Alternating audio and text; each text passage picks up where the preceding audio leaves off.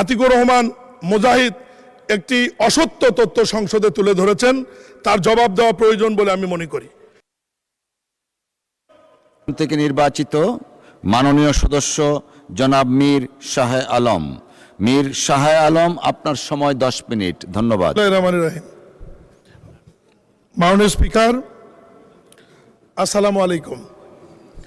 বক্তব্যের শুরুতে মহান স্বাধীনতার ঘোষক শহীদ রাষ্ট্রপতি জিয়াউর রহমান, 3 বারের সফল প্রধানমন্ত্রী দেশনেত্রী মরহুম বেগম খালেদা জিয়া, মুক্তিযুদ্ধের মহান শহীদদের প্রতি, জুলাই আগস্টের শহীদ এবং বিগত আন্দোলনে স্বৈরাচার বিরোধী আন্দোলনে যারা শহীদ গুম খুন হয়েছেন তাদের প্রতি শ্রদ্ধা জানিয়ে সংসদ নেতা মাননীয় প্রধানমন্ত্রী জনাব তারেক রহমান, অর্থমন্ত্রী আমির খসরু মাহমুদ চৌধুরীর প্রতি কৃতজ্ঞতা জানিয়ে বিশেষ করে আমার নির্বাচনী এলাকা বগুড়া 2 শিখগঞ্জ মোকামতলা জনগণের প্রতি কৃতজ্ঞতা জানাই। তারা বিপুল ভোটে নির্বাচিত করে আমাকে এই মহান সংসদে পাঠিয়েছেন। মাননীয় স্পিকার, বিএনপি সরকারের এটি 17তম বাজেট এই সংসদে উপস্থাপন করেছেন আমাদের অর্থমন্ত্রী। এর আগে শহীদ রাষ্ট্রপতি জিয়াউর রহমানের সময় 5টি বাজেট এবং সফল সাবেক প্রধানমন্ত্রী বেগম খালেদা জিয়ার সময় 11টি বাজেট এর আগে এই সংসদে পেশ হয়েছে এবং সফলতার সহিত বিএনপি সরকার সে সমস্ত বাজেট বাংলাদেশে বাস্তবায়ন করেছে। মাননীয় স্পিকার, এটি এই সরকারের মাননীয় প্রধানমন্ত্রী তারেক রহমানের সময় প্রথম বাজেট। মাননীয় স্পিকার, বাজেটের সময়কাল নিয়ে আমি একটু কথা বলতে চাই। 1 জুন থেকে 30 জুন অর্থবছর এখন হয়ে থাকে। 1947 থেকে 1959 সাল পর্যন্ত এই বাজেটের মেয়াদ ছিল 1 এপ্রিল থেকে 31 মার্চ। তৎকালীন 1960 সালে আইয়ুব খানের সরকার এই সময় পরিবর্তন করে 1 জুলাই থেকে 30 জুন করেছে। এই সময়কাল থাকলে বর্ষাকালে বাজেট বাস্তবায়ন করা দ্রুহ হয়। এই কারণে অনেক মন্ত্রণালয় সঠিক সময়ে তাদের অর্থ ব্যয় করতে পারে না। এই কারণে আমি অনুরোধ করব, হয় 1947 থেকে 59 সালের ওই ফর্মুলাতে যাওয়া, অথবা বাজেটের অর্থ বছরটি 1 জানুয়ারি থেকে ডিসেম্বর পর্যন্ত করা যায় কিনা এটা বিবেচনা করে দেখা যেতে পারে। মাননীয় স্পিকার, এই বাজেট নিয়ে অনেকে অনেক রকম কথা বলে, গণ বাজেট, জনগণের বাজেট। আমি বলবো এটা হচ্ছে মানুষের জীবনের জন্য একটি বাজেট। যে এই বাজেটে অর্থমন্ত্রী মানুষের নিত্য প্রয়োজনে এমন কিছু দ্রব্যমূল্যের দাম এমন জায়গায় নিয়ে এসছে যে বাজেট ঘোষণার পরের দিনে কোনো দ্রব্যমূল্যের দাম বাড়েনি।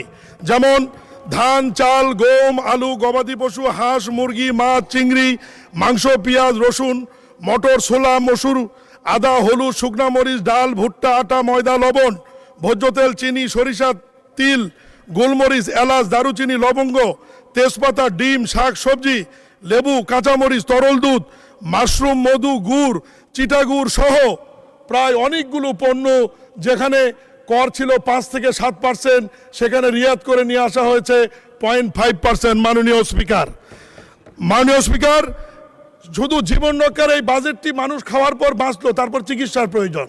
স্বাস্থ্য খাতে আপনি খেয়াল করবেন, হার্টের রিং থেকে শুরু করে ডায়ালিসিস থেকে শুরু করে ঔষধ শিল্প উৎপাদনের কাঁচামাল 17টি কাঁচামালের উপর শুল্ক রিয়াত করে মানুষের ওষুধের মূল্য কমিয়ে দিয়ে মানুষের চিকিৎসার সুব্যবস্থা করা হয়েছে। মাননীয় স্পিকার, এই বাজেটে ব্যাপক কর্মসংস্থানের তৈরি করা হয়েছে। আজকে বিরোধী দলের পক্ষ থেকে বলা হচ্ছে অনেক বড় বাজেট, এটা বাস্তবায়ন করবেন কিভাবে, কোন খাত থেকে করবেন? মাননীয় স্পিকার, মাননীয় সংসদ নেতা এই সংসদে একদিন প্রশ্নোত্তর পর্বে বলেছে গত 15 বছরে আনুমানিক 230 বিলিয়ন মার্কিন ডলার, প্রায় 28 লাখ কোটি টাকা এই দেশ থেকে পাচার হয়েছে। এটা কোন খাতের ছিল? মাননীয় স্পিকার, এই খাতটি যদি বিএনপি বন্ধ করতে পারে অথবা বন্ধের উদ্যোগ নিয়েছে, তার উদাহরণ হচ্ছে মাননীয় প্রধানমন্ত্রী কার্যালয়ের খাবার 950 থেকে 150 টাকা এসেছে। এইভাবে যদি আমরা এই দুর্নীতি বন্ধ করে এই পাচার যদি রোধ করতে পারি, এই খাত থেকেই এই বড় বাজেট বাস্তবায়ন করা বিএনপি সরকারের জন্য কোনো বিষয় নয়। মাননীয় স্পিকার, আমি এখানে আরেকটি কথা বলতে চাই। বিএনপি নির্বাচনী প্রতিশ্রুতির মধ্যে অনেকগুলো গুরুত্বপূর্ণ বিষয় ছিল। ইমাম বাজিনদের বেতন, বৃক্ষরোপণ, খাল খনন, কর্মসংস্থান, শিক্ষা, স্বাস্থ্য। এর মধ্যে গুরুত্বপূর্ণ 2টি বিষয় এই বাজেটে উল্লেখ করা হয়েছে। কৃষক কার্ড প্রায় 43 লক্ষ কৃষকের জন্য 1062 কোটি টাকা বরাদ্দ রাখা হয়েছে এই বাজেটে মাননীয় স্পিকার। ফ্যামিলি কার্ডের নারী প্রধানদের জন্য 41 লক্ষ পরিবারের জন্য 12,373 কোটি টাকা বরাদ্দ রাখা হয়েছে মাননীয় স্পিকার। মাননীয় স্পিকার, আমার মন্ত্রণালয়ের বিষয়ে দু একটি কথা বলবো।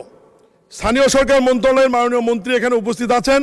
আমাদের বরাদ্দ রয়েছে 40,245 কোটি টাকা এবং গতবারের চাইতে 4,000 কোটি টাকা কম রাখা হয়েছে। এই বাজেটে 5টি স্থানীয় সরকার নির্বাচনও বরাদ্দ রাখা হয়েছে মাননীয় স্পিকার, যেটি বিএনপি ঘোষণা দিয়েছে 1 বছরের মধ্যে স্থানীয় সরকার নির্বাচনগুলো সম্পন্ন করতে চায়, সেই বরাদ্দ এর মধ্যে রাখা হয়েছে মাননীয় স্পিকার। মাননীয় স্পিকার, আমাদের স্থানীয় সরকার মন্ত্রণালয়ের যে বাজেটটি রয়েছে, এই বাজেটের মধ্যে থেকে আমরা আগামী অর্থ বছরে 5,000 কিলোমিটার নতুন পাকা রাস্তা, 9,000 কিলোমিটার রাস্তা মেরামত, 23,000 মিটার ব্রিজ কালভার্ট নির্মাণ, 35টি নতুন উপজেলা পরিষদ ভবন নির্মাণ, 55টি সাইক্লোন সেন্টার উন্নয়ন, 110টি হাট বাজারের উন্নয়ন, শহর অঞ্চলে 1,000 কিলোমিটার রাস্তা ফুটপাথ নির্মাণ, শহর অঞ্চলে 392 কিলোমিটার ড্রেন নির্মাণ, সারা দেশে 1,20,000টি নলকূপ স্থাপন, পৌর এলাকায় 260 কিলোমিটার পাইপলাইন স্থাপন, পল্লী পৌর এলাকায় 80,000 স্যানিটারি ল্যাট্রিন নির্মাণ, 250টি পাবলিক টয়লেট স্থাপন এবং 5টি স্থানীয় সরকার প্রতিষ্ঠানের জন্য উন্নয়ন সহায়তা রাখা হয়েছে 3,255 কোটি টাকা। মাননীয় স্পিকার, এই বাজেট বাস্তবায়ন নিয়ে বিএনপি সরকার মোটেও চিন্তিত নয়। বিগত এত বড় একটি গুরুত্বপূর্ণ নির্বাচন, যেই নির্বাচনে বিরোধী দলীয় বন্ধুরা মনে করেছিল যে তারাই ক্ষমতায় যাবে এবং যেভাবে হোক জয়লাভ করবে, এত বড় একটি নির্বাচন সংসদ নেতা তারেক রহমানের নেতৃত্বে সংখ্যাগরিষ্ঠতা নিয়ে যারা সরকার গঠন করতে পারে তাদের জন্য 9,38,000 কোটি টাকার বাজেট বাস্তবায়ন করা কোনো বিষয় নয়। মাননীয় স্পিকার, মাননীয় স্পিকার, আমি ছোট্ট একটি কথার প্রেক্ষিতে কথা বলবো। বিরোধী দলের এনসিপির এমপি কুড়িগ্রাম থেকে নির্বাচিত আতিকুর রহমান মুজাহিদ একটি অসত্য তথ্য সংসদে তুলে ধরেছেন, তার জবাব দেওয়া প্রয়োজন বলে আমি মনে করি। সেটি হলো, উনি বলেছেন একসময় বলা হতো সবার আগে গোপালগঞ্জ, এখন কি সবার আগে বগুড়া? মাননীয় স্পিকার, আমি তথ্য দিচ্ছি, এই 3 মাসে সবচেয়ে বেশি বরাদ্দ বগুড়া যায়নি। তার আগে আমি এইটুকু বলতে চাই, বিগত 20 বছর শহীদ রাষ্ট্রপতি জিয়াউর রহমানের জন্মস্থান বগুড়া হবার কারণে, সংসদ নেতা জনাব তারেক রহমানের বাড়ি বগুড়া হবার কারণে বগুড়ার কোনো উন্নয়ন হয়নি। মাননীয় স্পিকার, 63টি জেলায় বিনা ভোটে স্বৈরাচার সরকারের মন্ত্রী ছিল, এমপি ছিল, তাদের ওখানে কম বেশি উন্নয়ন হোক আর দুর্নীতি হোক, যেটা হোক হয়েছে, কিন্তু বগুড়ার কিন্তু কোনো উন্নয়ন হয়নি। মাননীয় স্পিকার, এখন মাননীয় প্রধানমন্ত্রী একসময় বগুড়ার খোঁজ রাখতেন, উনি এখন সারা দেশের প্রধানমন্ত্রী। এখন বগুড়ার বিষয়ে কথা বলতে হবে, আমি সহ আমরা বগুড়ার যে 7 এমপি রয়েছি তাদেরকেই কথা বলতে হবে। আমি আজকে এই সংসদে সকল মন্ত্রী এবং মন্ত্রণালয়ের অনুরোধ করব, আমাদের বগুড়ার আমরা বেশি বরাদ্দ চাই না, 20 বছরে যে ঘাটতি রয়েছে 63 জেলার সাথে পূরণ করবার জন্য এই ঘাটতিটুকু আপনারা পূরণ করে দেন, তাহলেই আমাদের কোনো আর কথা থাকবে না। মাননীয় স্পিকার, মাননীয় স্পিকার, আতিকুর রহমান মুজাহিদ এমপি সাহেব উনি যে তথ্য দিয়েছেন, এই তথ্যতে আমার মন্ত্রী মির্জা ফখরুল ইসলাম সাহেবও এখানে মর্মাহত হয়েছেন। উনি যে তথ্য দিয়েছেন যে সবচেয়ে বেশি বরাদ্দ বগুড়া গিয়েছে, আমি ছোট্ট একটু তথ্য দিই। 18 ফেব্রুয়ারি থেকে আজ পর্যন্ত এলজিডি থেকে সর্বোচ্চ বরাদ্দ গিয়েছে কুমিল্লা জেলায় 390 কোটি টাকা। এরপরে সিরিয়ালে রয়েছে নরসিংদী 263 কোটি টাকা। এরপরে সিরিয়ালে রয়েছে জামাত অধ্যুষিত বাগেরহাট 225 কোটি টাকা। এরপরে 7 নম্বরে রয়েছে গোপালগঞ্জ 173 কোটি টাকা। 9 নম্বরে যে এমপি অভিযোগ করেছেন তার জেলা কুড়িগ্রাম রয়েছে 165 কোটি টাকা। বগুড়ার সিরিয়াল 16 নম্বরে 141 কোটি টাকা। জামাত অধ্যুষিত সাতক্ষীরা 17 নম্বরে 139 কোটি টাকা। আমার মাননীয় মন্ত্রীর জেলা ঠাকুরগাঁও রয়েছে 17 নম্বরে। মাননীয় স্পিকার, একটু বলিয়েন, 64টা আছে, সময় কম তো আমি তো বলতেই পারবো না। এরপরে জনস্বাস্থ্যতে সবার উপরে আছে কক্সবাজার, বগুড়া আছে 6, মাননীয় মন্ত্রীটা আছে 17 নম্বরে।